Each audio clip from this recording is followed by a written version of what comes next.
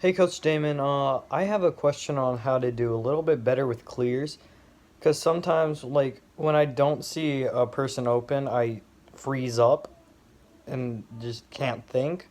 Is there a way maybe should I, like, just run up the field to look for someone, or what should I do, and how can I improve on that? Hey, what's up, William? It's Coach Damon here again. I want to thank you for your question. I can tell you're going to be a great young goalie because you are asking phenomenal questions, really great questions. And if anyone else has a question, shoot me your video, Damon at laxgoalierat.com. Okay? So what we're talking about in this video is clearing, right? And it's such an important part of a lacrosse goalie's game because just like you have the ability to create positive momentum shifts with a huge save, you also have the ability to create negative momentum shifts by botching a clear, okay? So I'm going to share with you some tips on the clearing game that will help you, William, and all the other goalies out there feel comfortable and feel confident in leading the clear, okay? Tip number one is ideally, we're making the save in our pocket, right? We're no rebound. We're making a clean save, and we can go right into the steps that I'll talk about in a second, but that's not always the case. And so really the first step is to secure that rebound. Right, so oftentimes, you kind of make a save and maybe it bounces in front, but really we're using the back of our stick. You'll see it all the time when you watch games. The goalie uses the back of stick to clamp, right? And just in the men's game, rule-wise, as long as I'm within this crease right here, imagine this crease is like a cylinder that goes up, right, from all sides. And if I'm inside that cylinder, nobody can check me. Not my stick, not anything, right?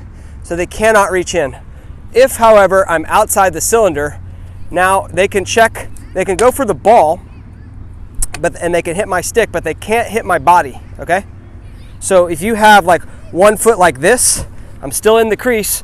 So right now they can kind of play the ball, but they can't check your body. Not even this part? Not even that part, no.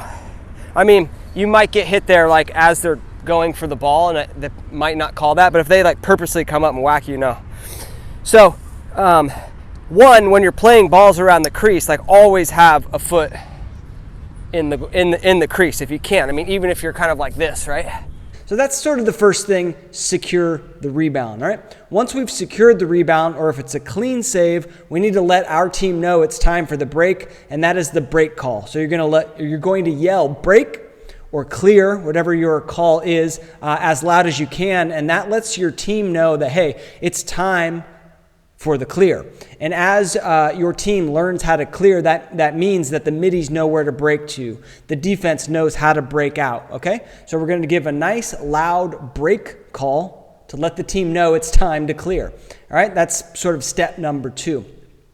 Step number 3 is you're going to have a series of progressions, a series of reads in your outlet passes. And this is very similar to an NFL quarterback on a particular play, right? They may have a number 1 receiver that they're looking for on that play. And if that receiver's covered, then they go to the number 2 receiver. If that receiver's covered, they go to the number 3 receiver. And if that receiver's covered, then guess what? They got to take off on foot.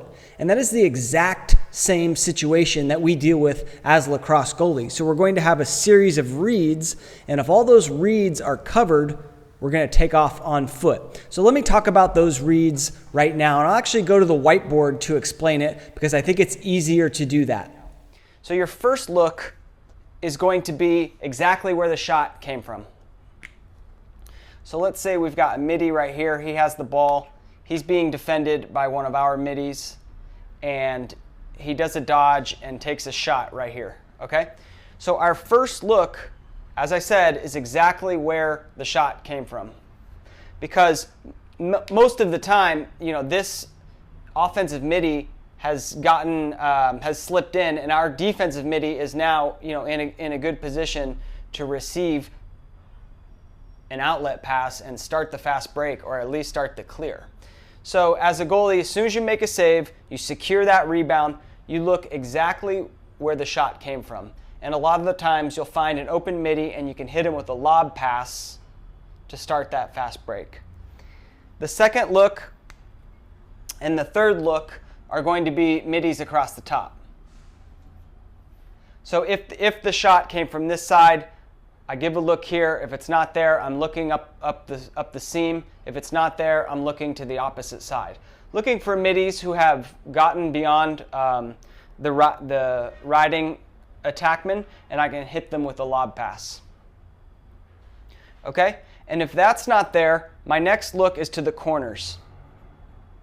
I'll label these both 4 because it doesn't really matter which one you look at first, which side you look at first.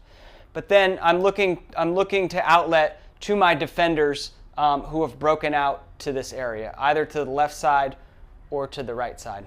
So that's your next look. And then if all of those options are covered, we're going to need to take off. We're going to need to leave the crease.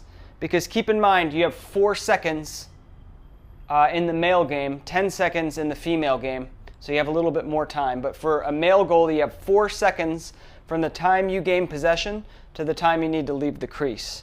So if all these looks are covered, we're going to leave the crease. And we'll talk about ball handling in a second.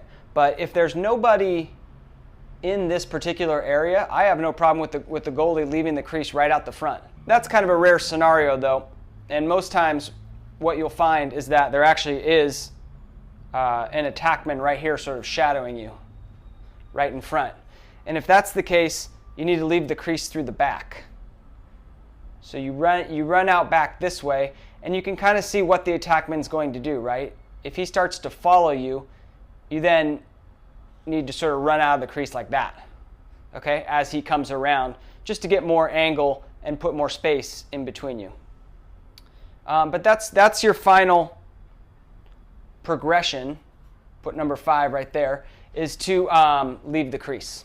Okay, so I hope that made sense, William. I hope you now have a better understanding of what you need to do to lead the clear. A couple other tips I want to share is, make sure you're hitting the wall ball. Lots of wall ball. It's going to help in your ability to make saves, but it's also going to help in your stick handling abilities and your passing abilities. 2 things which are very, very critical for leading the clear. So lots of wall ball, all right? Tip 2 is work on some dodges. Right? So if you are comfortable in a dodge, you're going to be more confident as you carry the ball up the field because hey, if someone takes me on, I have the ability to do a dodge and juke a riding attackman and gain a little bit of free time so I can make that clear. When I played, my bread and butter was the face dodge, right? I'd have the stick up here, and let's be honest, a lot of riding attackmen don't play good defense. They go for that hero check, and so they see this big stick up here, and they try and check it away, and I would come across the face, and they would go flying, and I would go up the field. But make sure you work on some dodges, and you have that in your repertoire. And then the third thing is outlet passes. All right, you should be able to throw dimes. Both bullet passes that are straight and hard and lob passes where you need to put a little bit of touch on it to lob it up over into your midi stick. All right, so those are a couple other tips. I hope all of that makes sense, William. Good luck in the clearing game. Keep me posted on how it goes. We'll see you around.